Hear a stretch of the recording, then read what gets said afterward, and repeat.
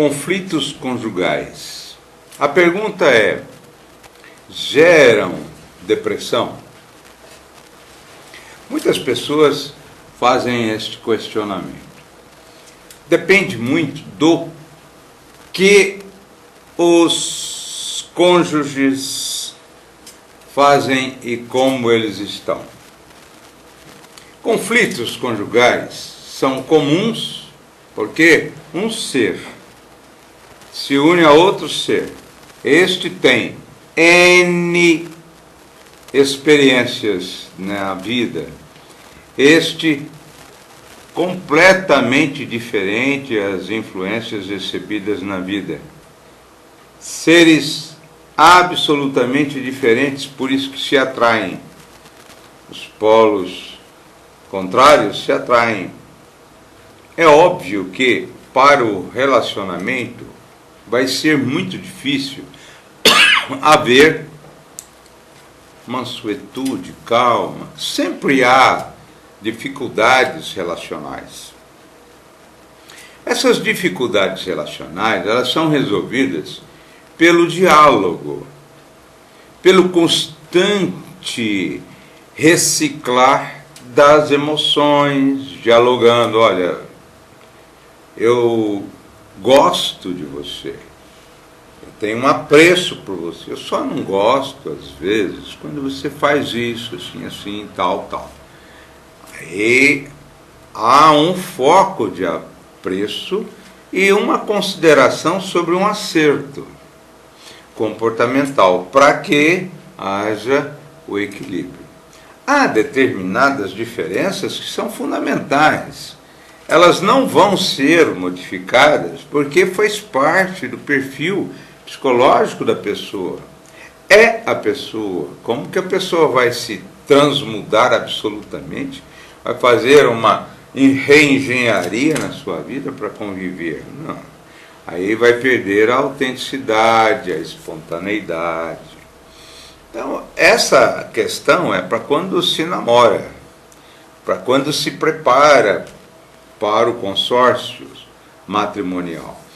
Havendo, portanto, uma análise antes de personalidades, fica fácil você já adaptar a sua vida àquela personalidade que você acha que vai ser muito frutuosa, embora tenha algumas distonias comportamentais.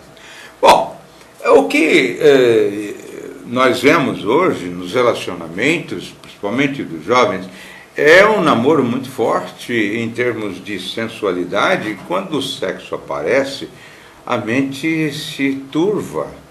Você não presta atenção para detalhamentos psicológicos, emocionais, impulsos, pessoas com muitos impulsos. Você não está muito preocupado porque você está num frenesi das emoções.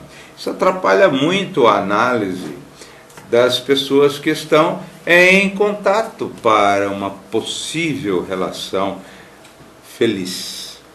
Portanto, quando já está imerso nesse casamento com personalidades que não foram muito bem dimensionadas, há determinadas reações de surpresa. Há determinado momento em que a gente conversa com muitos casais, a gente é muito procurado para isso, e um fala assim: mas quem é você que eu não conhecia, essa personalidade, essa reação? Quem é você?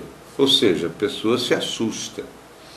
Então, quando nós estamos neste casamento com conflitos, que é natural, o registro de conflitos é inteiramente natural, porém são conflitos que vão sendo acertados, desbastados as arestas, para haver um assodamento de personalidades que vão aí se dar bem. O que nós vamos conversar é sobre se isso pode gerar depressão.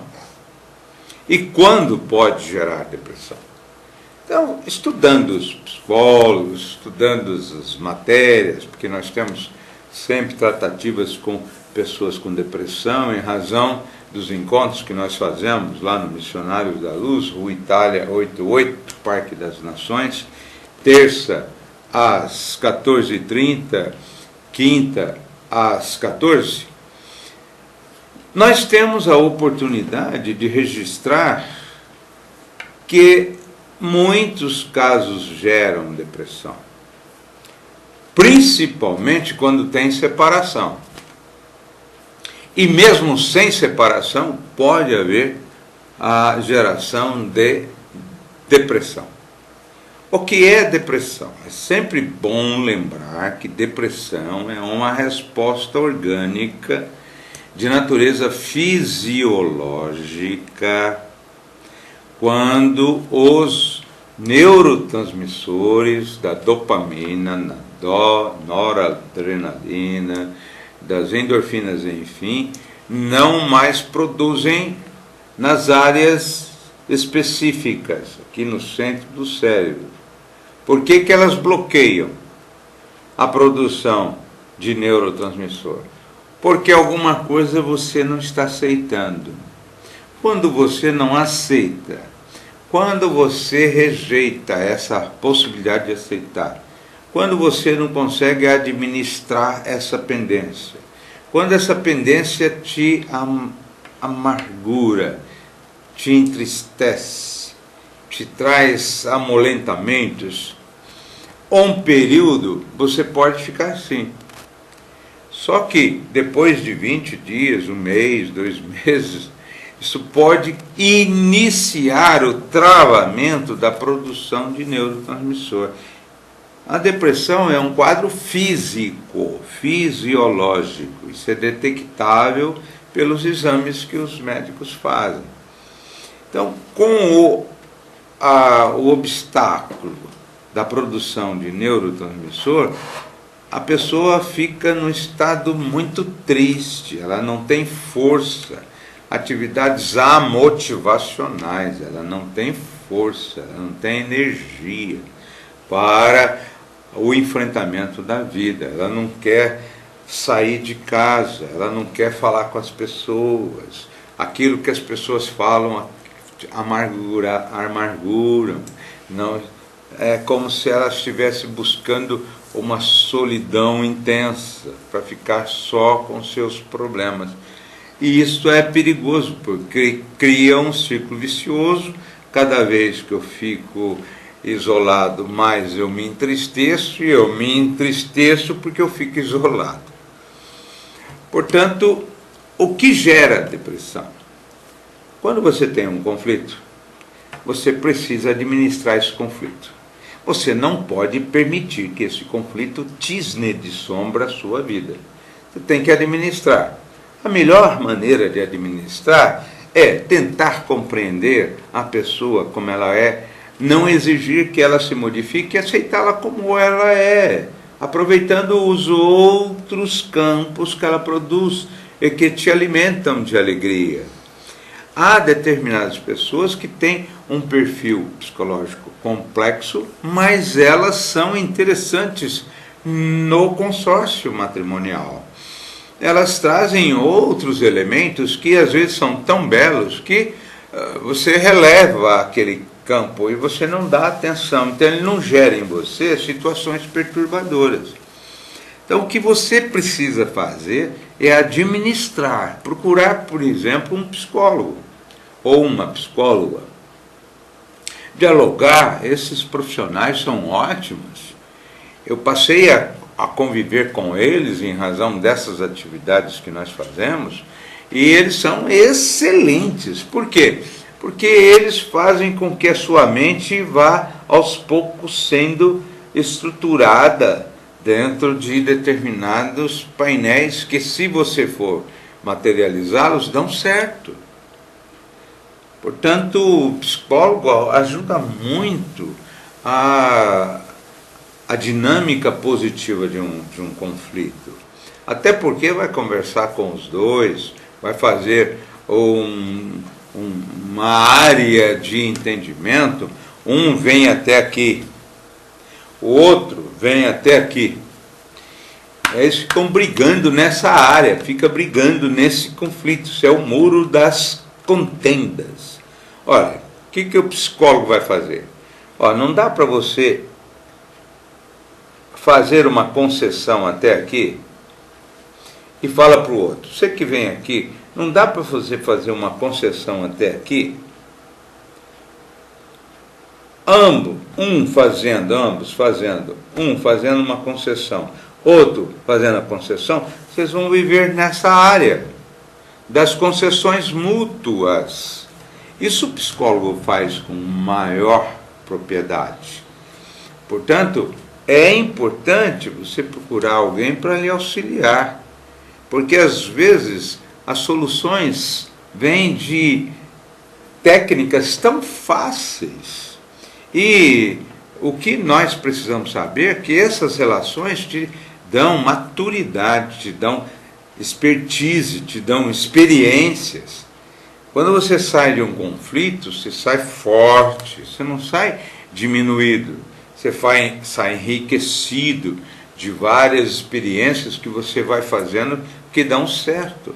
Uma das experiências mais importantes é a afetividade. Não pode terminar a afetividade, mesmo quando há discussões.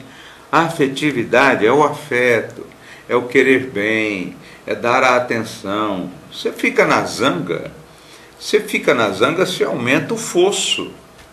Então, houve uma discussão, teve um diálogo depois, a partir do diálogo, demonstre afetividade, demonstre que você ama, demonstre que é importante o relacionamento para você. Não entre